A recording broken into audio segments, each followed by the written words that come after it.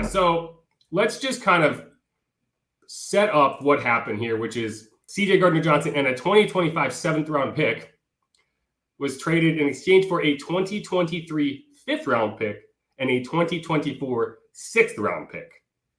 Now, that doesn't scream top-end return to me. So I think what you're seeing there is the Saints had to trade him. They knew that they could not hold on to him. They didn't trust that he was going to be a good sport about not getting his contract and not be an issue in the locker room. And as we know, CJ, he's a vocal guy. He's not a guy who's going to just sit there and be quiet, So you understand why a team might be like, yeah, we can't deal with this and move on. But it's aggravating to me because the issue with CJ wasn't that, a salary cap thing. I saw a few people coming back and saying it was a salary cap thing. This wasn't a salary cap thing. This was a just fundamental roster building thing where the Saints don't feel like the value is there at slot corner to pay at the top of the cornerback market. And you knew that going in. So why was it allowed to get to this point? Why didn't you handle this at the beginning of camp, at which point the organization knew that it wasn't going to pay CJ what he wanted? So why did we get all the way through camp? And then at the end of camp, when all of your leverage is gone and all the teams that you're going to be potentially trading with know that you have no bargaining power, then all of a sudden you're just giving them away for peanuts, right? That's what bothers me the most. It was just poor planning. And I'm usually a fan of how this front office operates and how they kind of build out their long-term strategy in terms of the salary cap, in terms of the roster. This, I think, is an example of them tripping over their own feet. And, the Eagles were the ones that benefited from this. And what's funny is there was no other team, especially somebody in the AFC, that you could have done a deal with. Like there wasn't this big return, obviously, that we saw. We didn't hear from CJ Gardner-Johnson at all during training camp, only during it was either OTAs or mini camp where he went on his rant on how he was the top corner in the NFL. And we knew right then he was sending that message of, I am looking to get paid. And the Saints weren't willing to do that. Although I don't think the Saints are willing to pay any safety. If you look at all the guys that have gone out the door with, Malcolm Jenkins, even after his rookie contract was up, he left.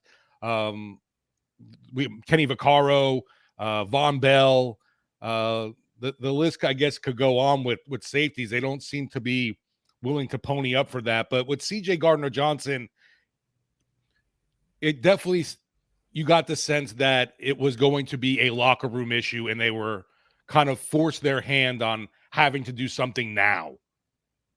Yeah. And again, I don't think it was an issue of okay, we can't afford to pay this guy.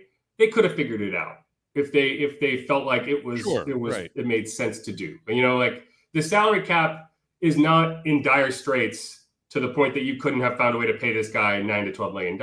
The issue was they don't feel like slot corner, specifically slot corner, merits that type of payday. And we're going to see this come through again in next summer when we find out that they don't feel like kick returner merits a top end payday because they feel like they can replace that position, right?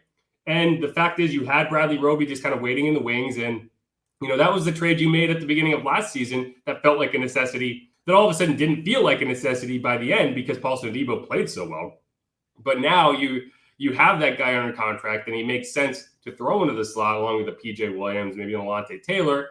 And again, my issue was not so much that you traded CJ. It was the fact that you wasted reps all training camp. You should have been able to plan for this. I get that things happen that are outside of your control as an organization, but this should have been predictable, right? We should have been able to see this coming, that if you're not going to give him that contract, he's not going to be a good sport about it. And I don't know how many ways he could have possibly told us other than the way he told us. He feels like he's the top slot corner in the NFL and he deserves to be paid that way. And keep in mind, this is a unique situation because he's a 4th-round pick. He's not a 1st-round pick. He's not a 2nd-round pick, even a 3rd-round pick. He's a 4th-round pick. So he's played his first 3 years on what I'm sure, feels is an incredibly sub-market deal, even by standards of a mid-round pick. I mean, he's basically netted like $3.5 million over the course of his first 3 years in the NFL, which, sure, it sounds like a lot to the average person, the average layperson, not to the average starting nickel corner in the NFL, right? So, like, if I'm CJ, I'm like, man, you have gotten my services at a steep discount for 3 years, and now you won't even pay me when and I get it. But why didn't the Saints get this early on?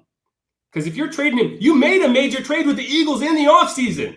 I was going to say that the Saints kind of did get it with the drafting of Alontae Taylor in the second round, but right. They drafted his replacement. Right, exactly. So it's like, and the thing is, you made a deal with the Eagles. Turning more, right. The thing is, you made a deal with the Eagles early in the offseason where you gave up a good amount to get an extra first-round pick.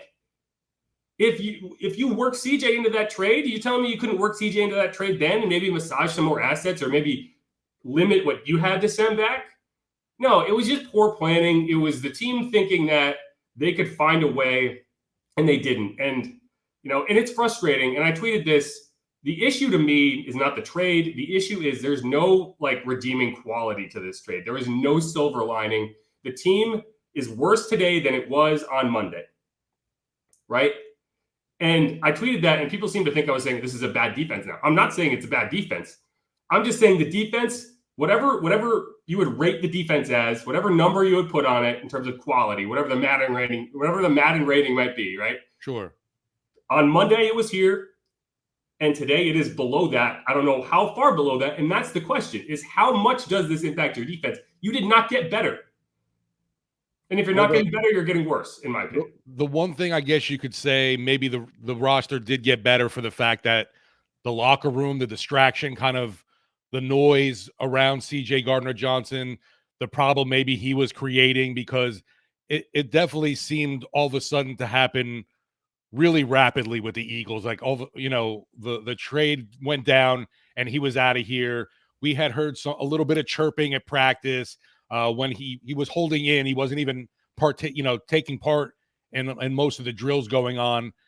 And so I just got to think it became more and more of a locker room issue than anything for this team. No, yeah, and that's why you ultimately had to trade him. That's the thing. Like, I saw people saying, well, they should have just kept him around and played out that year, and then maybe if he leaves, you get a comp pick. I think it was beyond that. I think it was beyond saying, no, CJ, you're under contract for a year. Because, again, we know what we know about CJ. What makes fans love him is he's in as nuisance. He's an agitator, right? And when that's pointed outward, it's great. It makes your team better. When that's directed inward, that's a problem, right? It's a problem when Michael Thomas is punching him in the face in practice, right? That's a problem. And, some players, I think you could probably find a way to massage that and figure out how to make it work, right? Marcus Williams played on a franchise tag, and he didn't seem to, at least not openly, dislike what was happening with him in terms of that contract. But I'm sure he didn't like it. He wanted to go get a deal and he couldn't get it. So there are, in certain cases, I think you can manage it. In this case, I don't think you could have. I think CJ is just too big of a personality. He's too bombastic, right? He's too explosive as a personality to trust that he would not have torn that locker room to shreds, because that, whether he would have or not, right? That he has the ability to leave that locker room in shambles, right? He is a mental ninja. And he can subvert anything that you're trying to do if he wants to. And I think that got to the point where the Saints felt like he might want to, and that's the point where you just have to pull the trigger. And they wanted to do it before the cut down so they could save a roster spot. And that makes sense. But I think the return you got and the fact that you traded him to an NFC rival that you are playing this year tells you that there was not, that you did not have leverage and you did not have a huge market for him. So if there was even the slightest idea that, okay, we're just going to hold on to him, you would have done it. And they didn't. So, yeah, I think that kind of speaks for itself.